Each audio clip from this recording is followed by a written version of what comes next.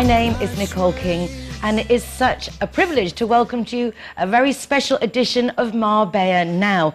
We have the unique opportunity of welcoming none other than Olivia Valere here to RTV Marbella studios, together with a young lady called Sarah Berzel, who has been studying media and journalism at the Marbella International University Centre.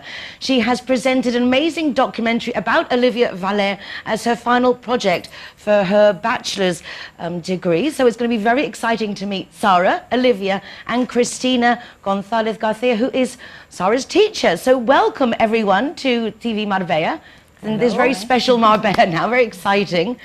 Olivia, I've seen you for years, and it's just the first time I've actually seen you face to face, so quite an honor. Thank you so much. I am very glad to meet you today, and there is so long time that I am in Marbella that I'm sure that we consider one day together in a party, yes, many times passing like ships in the night, but to actually have a chance to sit down with you is quite a privilege. And I have to say, Sarah, I watched the documentary that you will also be able to see in just a while, and chapeau. I didn't know that much about Olivia, and to see such an honest side of you, Olivia, such a raw version of such honesty was delightful.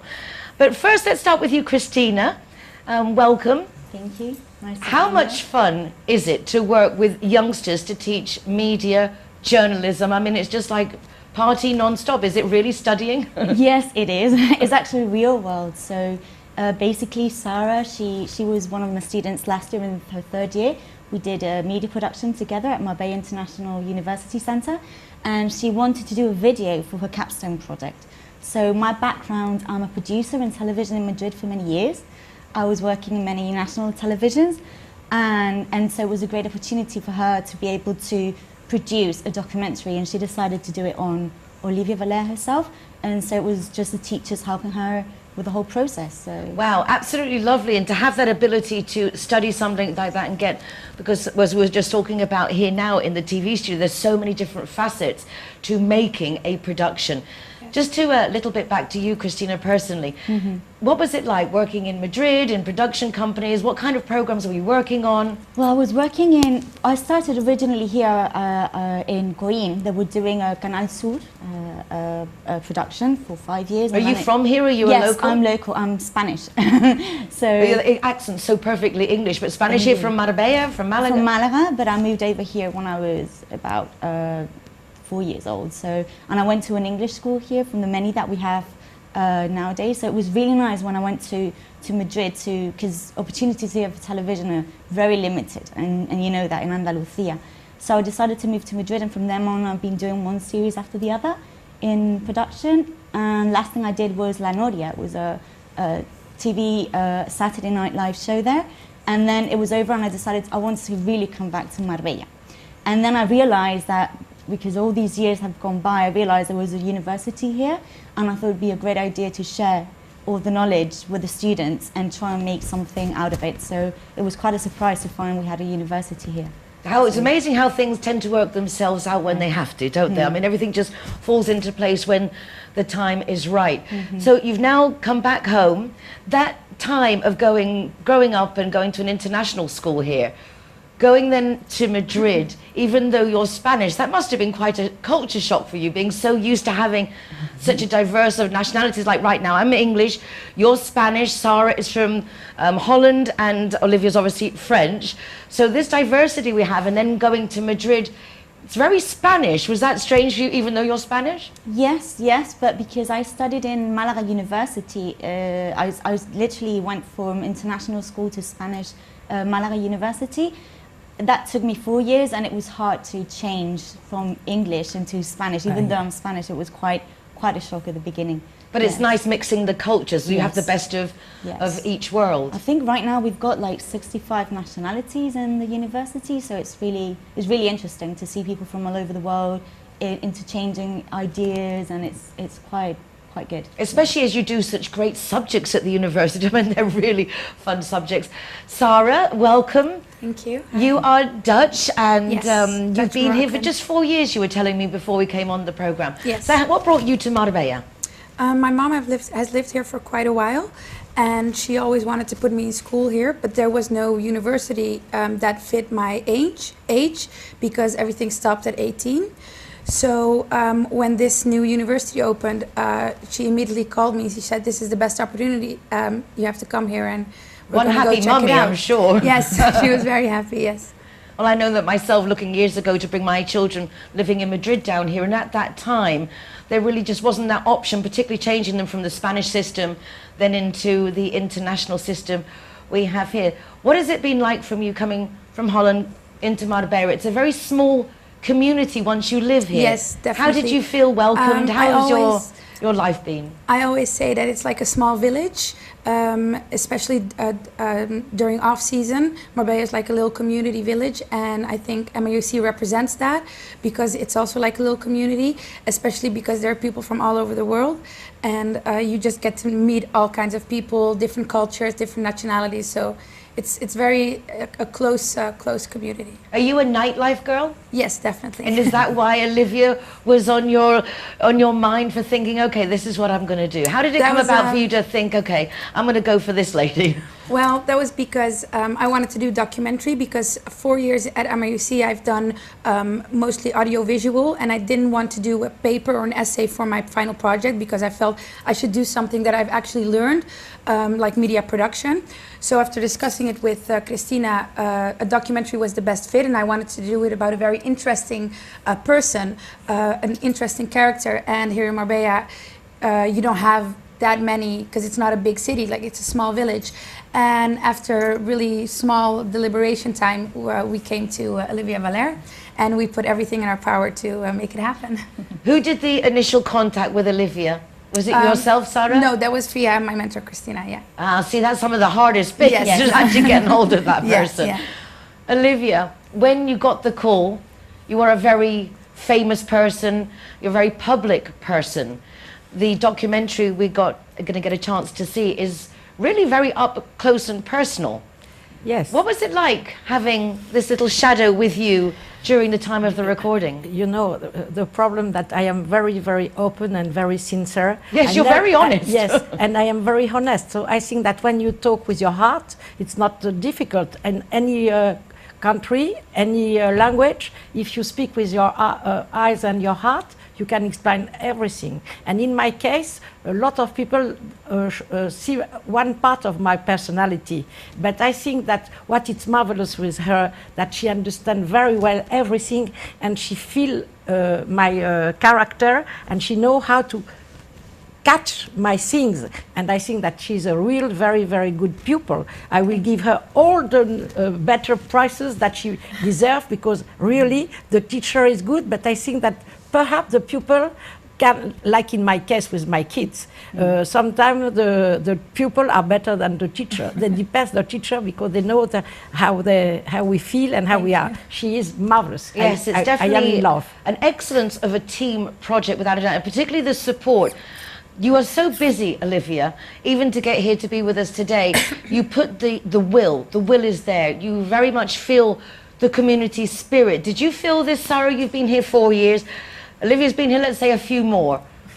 Did you feel that you were getting the essence of a Marbella, that you were getting an insight into maybe what Marbella was like before through Olivia's eyes? Yes, definitely, because I also asked her a few questions about how she experienced Marbella when she first came here compared to how it is now, which is obviously a big difference, and I think that was captured very well in the documentary as well.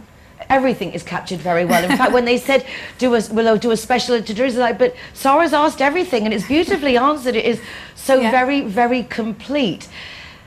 The aspect university student, and the subject of the documentary for your final project. Have you had your results yet, Sarah? Yes, I have, and I graduated, luckily with honors. So I'm very happy about that. Wonderful. Yes. And the nice thing is bringing the nightlife together with the education, in the sense of there is a way of matching in harmony that Marbella is a nightlife, party, holiday city with those of us who live here and make our day to day here. And I think this documentary highlights that very, very much. Olivia, you've grown up here. Your children have grown up here. Your children's children are growing up here. Yes. On an education side, we've seen for Sarah, it's enabled her to come and live with her mum. What has it meant for you seeing the growth of having a university? What does that make you feel with your grandkids being at that age that it's coming soon? I think that it's a very, very important thing for Marbella because before, when you make your school in English in Marbella, the parents take their children out because they don't have nothing to find of a good quality. And I think that it's going to help a lot of people in Marbella to have the idea that the continuation of the school with this university will be great. And I am very, very happy for my grandchildren. Like that, we don't send them too far. It's not so expensive to have them in other countries with apartment and everything. I think that it's a very good solution. I am proud of the people who make this beautiful university. How long have you been, Cristina, with the university? 2 years. So it's all quite new. It's all quite new. Yes.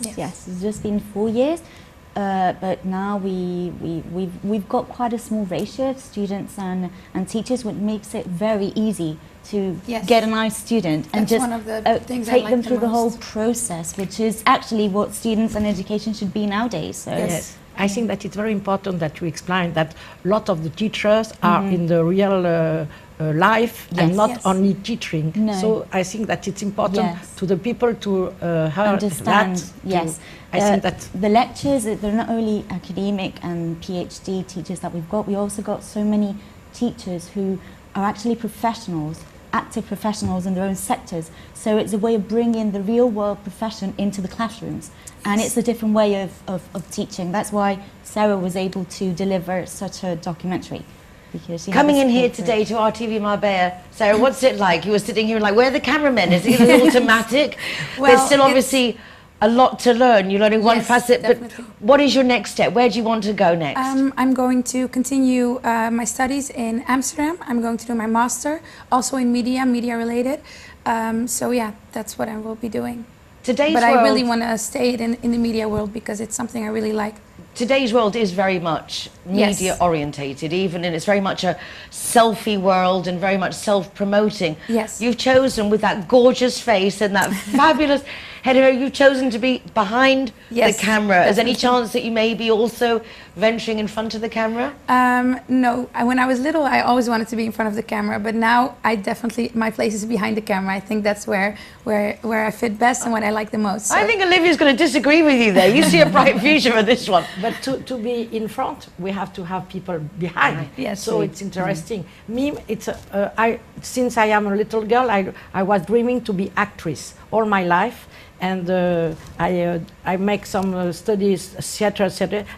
I was singing also, but it was by accident because they make me sing in the African country to have the rain that they was waiting all the time because my voice is not really for big singers, but. I must be the blonde. It was like, this one's going to bring us some rain. Yes, but I think that I like to be in front because I like the love of the people when they met me, when they ask me to make picture, to kiss me. I love people. I love humanity. So to be in front of the camera, they recognize you and they give you love. And it's very nice. And when you're behind the camera, they give you love too. Photograph me, photograph me. Olivia, in the documentary, it became very apparent that family, even today, family is very important for you. That is very important, but like I explained, even my children, when they see the video, they was surprised that I said that I had no time to take care of them and I was really sorry. They discover that because it's not something that you say. And they don't feel that. That was also a very apparent. And so I think that it's important for me, my family, because perhaps when I was young and I was working so hard, I didn't give them the time that they deserve at this moment. But today... That's again, as a mother's perception, and you are a perfectionist, it would seem. And obviously, as a parent, you want that too. You're about to launch even more projects, and like you have so much already. Is it something you feel you need to do? Is it something that your way of expressing, painting, you creating these evening areas, these events, these restaurant clubs? Why do you feel the need to carry on? What do you still got left to share with us? that's the thing which is very important. Is now today my children take my in French you said relève after my work. They try to do by themselves, because you know it's always very difficult to be the children of somebody who have a little success in life. You are always behind, and you feel it complexing. So now my children are very, very tough, and they are making new business, and I am their pupil, because today it's not the same manner that we on my epoch we was having a relation with the people. Now it's you have the medias, you have, for me it's something very, very new. On my time you give parties and dinners, and that it was very more personal. Today everything is discovered by internet, and that it's not my epoch. It's another style of life. And when I begin in life in Marbella, it was a little village. I begin in '84. Imagine that it's like 35 years that I am in the city. I am an old antique monument of Marbella. And a very loved monument of Marbella, because a lot of people have been here a long time, but not necessarily with the love that you say that you crave, but you have so well deserved. You are very popular amongst the media and the press, and that isn't easy to balance with the type of business that you're in to keep everyone happy. Like I said on the beginning, I do it with my heart, without thinking, because it's my nature. So it's I don't suffer for that. I try to be myself and to be open. I think that it's not so difficult. My English is very bad. I was the worst pupil at school, not like her. She was the best. Me, I was the worst pupil in English. My English is horrible. Excuse me, please. It's actually wonderful, and I would say that I think most of us like hearing a French accent behind the English language. It gives it a special je ne sais quoi. It kind of like saves us a little bit. It's lovely, the internationalism. You're saying in the university as well, that's very reflected, Cristina. Mm-hmm. And Sarah, you were saying that it's not normal to present a video of a living project as the last thing, and yet studying media and journalism, I suppose you must get to see a variety of things, Cristina, of where the kids' imagination come from. Is there anything that you say you can't do, or is basically now today with media and journalism you can, especially with the effects and that you can do anything you want? It depends on the time that you want to spend to make what you want to do. We spend a lot of time on the documentary. A lot of so free many time, hours, yes. Weekends, yes. So a 20-minute documentary, what goes in behind the making of that? What are the processes of making it happen? The first thing, the last thing I said to Cristina was I have a newfound respect for even the shortest of clips you see on TV, because every little detail has been checked by someone, edited by someone, all in post-production. So it was really shocking for me to see how much work actually goes into making such a short video, and it was going to be 7 minutes, but Olivia Valere gave us so much material. I think we could have made an hour documentary, but we decided on 20 minutes. So. I love the human aspect of the documentary, which I think everybody is really going to appreciate. And how did you find it, Sarah, the original home setup that Olivia has? In the sense, for me, I think that is just precious, and it shows such a generous heart and spirit. And when I say honesty, I think really when you show yourself, to say that was you live with your husband and your ex-husband and the harmony that you share, I think if there's any lessons that I would want to take from the documentary, not only the way you say it, but the way that you live it is so beautiful. How was that received? Because it's a very critical world, and you were very different very early. How have you dealt with that? But you know, I think that it's horrible to see so much people who was divorcing and making war between together. I think that it's not normal. When you become in love with somebody, you can hate him like that. You can understand that there is reason that the love disappear, but the friendship and the feeling that you have for people, I think that it's not possible to destroy this beautiful story. So the only concept that I can say to the people that when you divorce, never make war, because your children are unhappy, and it's so beautiful to live in harmony, even if you feel that it's not like your husband or your lover, but like from somebody of your family, your uncle, your cousin. You have always to give love to the other people with who you was married and have 2 children. And he's a so nice man that he's alone, he never married again, and he lives in my house because he has 2 children, and it's like if it's my uncle or I am not going to say my grandfather, it's bad, no. I will say that from somebody It's of the family. Family. It's family, and family looking after each other. Exactly. And you've had, as I say, from your initial, we're not going to go into there because we want you to watch the documentary. We don't want to cover everything because, Sarah, you really did such a great job. We're going to quickly go to an ad break, but do not go away. Cristina from the Marbella International University Centre, Sarah Berzel, who is from Holland, who's done a fabulous documentary about Olivia Valere, which we'll be seeing just in a minute. Stay tuned.